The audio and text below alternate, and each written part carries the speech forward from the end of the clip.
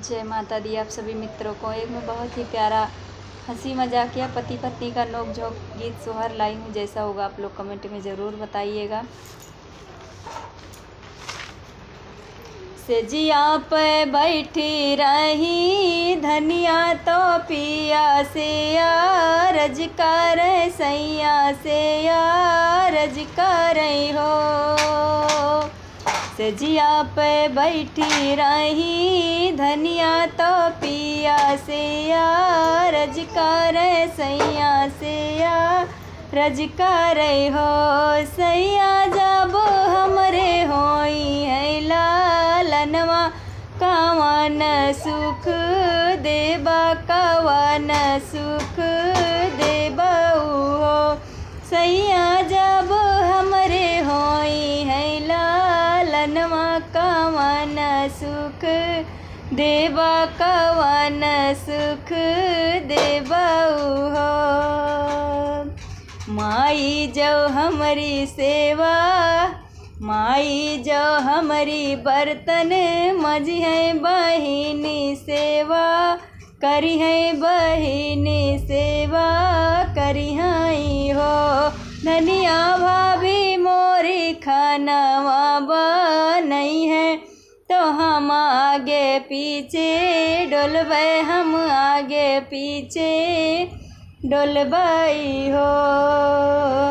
8 महीनवा के बीतत तो नामाए के लागत तो नामाए के लागत हो।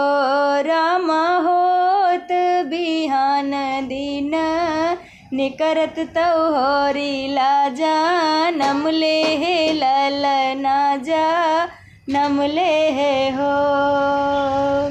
बाज लागे आनंद बाधैया गोती न सोहर गाँव सब सखियाँ सोहर गाँवई हो। धाना घरे अंगना भाए उजियार लालन के जन्मे लालन माँ के जन्मे नी हो। धनिया जे पिया के बोलावई बगल माँ बाई ठावई बगल माँ बाई ठावई हो। राजा जवान बचन तू हारा तो सब कुछ रौत्या तो सब कुछ पूरावऊ हो।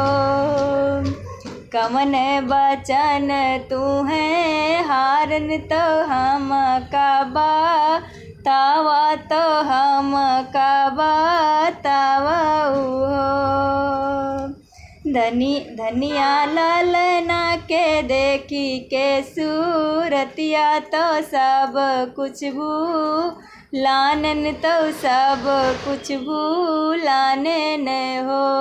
धनिया लालना के देखी के सूरतिया तो सब कुछ लानन तो सब कुछ लानन हो।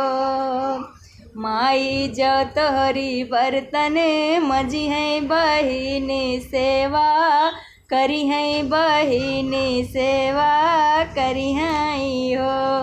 पिया भाभी तोहरी खानावा बनई है तू आगे पीछे डोलबा तू आगे पीछे डोलबाऊ हो।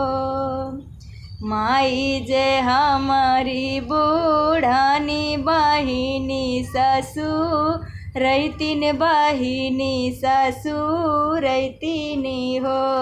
रानी भौजी मोरी गाई अलगाई तो हम भी देश जाबई हम भी देश जाबई हो।